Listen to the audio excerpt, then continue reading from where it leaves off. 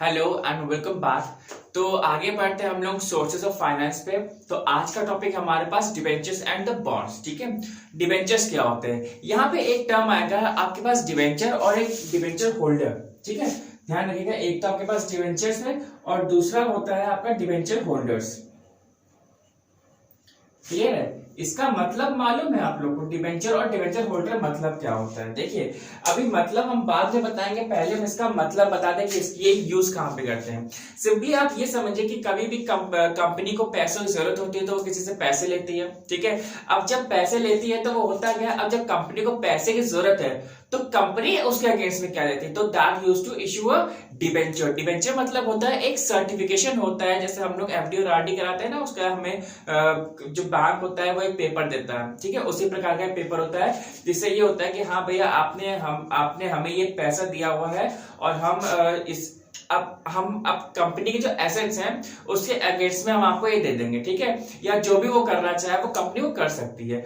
तो यहाँ पे ये चीज होती है डिबेंचर। डिबेंचर मतलब होता है क्या, that use to company use to issue a certification. Clear है?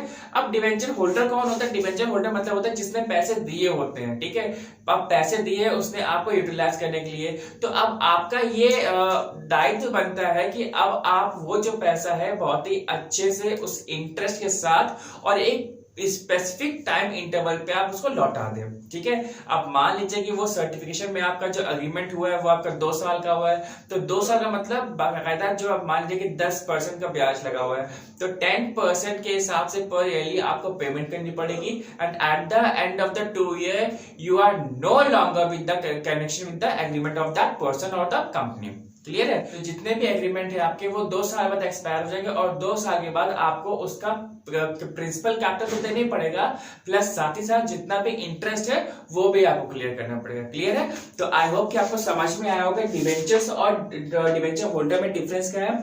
Debenture is the certification. Clear है? जो भी सर्टिफिकेशन वो मिलता है या जो एग्रीमेंट होता है। अब डिबेंचर होल्डर कौन होता है? जिसने वो पैसा दिया होता है। क्लियर है? Now we are coming to the types of debentures. Debentures कितने टाइप के होते हैं? There are 8 types: secured, unsecured, redeemable, irredeemable, convertible, non convertible, registered और द bearer। ठीक है, अब इनको हम लोग एक एक करके देखने वाले हैं और क्या क्या इनका मीनिंग होता है ये देखते हैं।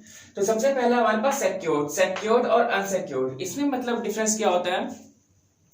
सिक्योर्ड डिबेंचर का मतलब ये होता है कि योर जैसा कि आप इसको इस तरीके से समझिए कि जो सिक्योर्ड होते हैं इसका मतलब ये होता है कि अगर आपने पैसा दिया है तो आपका जो कंपनी ने जो डिबेंचर या अग्रीमेंट कुछ किया है तो वो कंपनी के एसेट से कुछ मॉर्टगेज वैल्यू रखी है। ठीक है, जो भी एसेट है, हमारी मशीनरी से रख दी है कि भैया अगर हम पैसा नहीं दे पाएंगे तो आप हमारी जो मशीनरी है उसके अगेंस्ट में आप पैसा ले लीजिएगा या अपना कैश ले लीजिएगा। ठीक है, तो ये होता है मतलब सिक्योर्ड है कि आपका पैसा कहीं जाएगा नहीं। क्लियर है? मतलब एक होता है ना कि आपको एक सेफ्टी मिलती है कि हाँ भैया मेरा पैसा कहीं नहीं आएगा, हम आपको आपके मशीन दे देते हैं या अपने शेयर वगैरह दे देते हैं, कुछ भी दे देते हैं, तो जिससे कि आप उसको मॉर्टगेज कर सकते हो। क्लियर है? चाहे आप शेयर तो नॉर्मली लेते नहीं डिबेंचर होल्डर्स, तो नॉर्मली जो मशीनरी वगैरह होती है, जो कोई भी एसेट कंपनी का जो एसेट होगा उसकी हम लोग बात करते हैं। क्लियर? यहाँ पे अनसिक्योर्ड में क्या होता है? अनसिक्योर्ड मतलब ये होता है कि यहाँ पे कोई मॉर्टगेज वैल्यू की कोई वो नहीं होती है और ना ही कोई कंपनी अपना एसेट देती है, पर इनसे पैसा तो लेती है। लेकिन अगर मान लीजिए कभी भी इनके साथ कोई डिफॉल्ट वगैरह हो जाए तो ये सिर्फ और सिर्फ केस फाइल कर सकते हैं और उससे ज्यादा कुछ नहीं कर सकते। ठीक है, ये तो अपना पैसा ले सकते हैं, कंपनी की संपत्ति उनके पास है, गिरवी रखी हुई है, उसको उन्होंने बेचा, उनका पैसा वापस आ गया।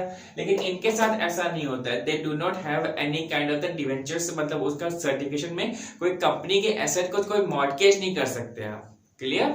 नेक्स्ट है हमारे पास रिडीमेबल। रिडीमेबल डिवेंचर्स क्या होते हैं? रिडीमेबल का जैसे नाम में समझ में आ रहा है कि रिडीम कर सकते हैं, तो इसका मतलब क्या है? ये डिवेंचर्स ऐसे होते हैं जिसको हम लोग एक स्पेसिफिक टाइम पीरियड के बाद हम लोग रिडीम कर सकते हैं। रिडीम मतलब होता है कि उसको निकालना। ठीक है, एक आपका या तो आप फिर एक नोटिस दे सकते हैं कि हम भैया अपने जो होल्डिंग्स है, जो कैपिटल है, वो हम अपना निकालना चाहते हैं। ठीक है, तो इसका मतलब ये है कि रिडीम कर सकते हैं, आपका जो पैसा लगा हुआ है वो आप उसको निकाल सकते हैं। क्लियर? इरिडीमेबल क्या होता है? इरिडीमेबल का मतलब ये होता है कि आपका जो पैसा लगा हुआ है, जो कैपिटल आपकी लगी हुई है, वो आप एक स्पेसिफिक टाइम पीरियड के बाद नहीं निकाल सकते। वो आप तभी निकाल सकते हैं जब कंपनी आपकी वाइंड अप होगी, या फिर ऐसा हो सकता है कि जो कंपनी है आपको जो ड्यू डेट होती है आपकी डिविडेंड की वो नहीं दे रही है, जो इंटरेस्ट वगैरह की होती है वो नहीं दे रही है। क्लियर है? तो यहाँ पे रिडीम में क्या होता है, आप निकाल सकते हैं अपने जो कैपिटल होती है इररिडीमेबल, जब कंपनी बंद होगी सिर्फ तभी निकाल सकते हो, उसके बीच में आप कभी भी नहीं निकाल सकते। नेक्स्ट है हमारे पास कन्वर्टेबल। कन्वर्टेबल का मतलब क्या होता है कि उस चीजों को कन्वर्ट करना। क्लियर है? जैसे कि आप डिबेंचर होल्डर हो, तो डिबेंचर होल्डर मतलब क्या है कि अगर आपको मतलब चाहते हो कि भैया हम डिबेंचर होल्डर से अब हम लोग क्या बन जाए, शेयर होल्डर बन जाए, तो आप अपने उस डिबेंचर होल्डर को आप शेयर होल्डिंग में कन्वर्ट कर सकते हो, तो आपको वहां पे इक्विटी शेयर्स मिल जाए। क्लियर है? तो वहां पे इक्विटी का मतलब ही होता है कि भैया किसी कंपनी का जो मालिकाना हक होता है वो लेना। तो यहाँ पे आप अपने उस होल्डिंग्स को आप कन्वर्ट कर सकते हैं। क्लियर है? यहाँ पे नेक्स्ट आता है नॉन कन्वर्टेबल।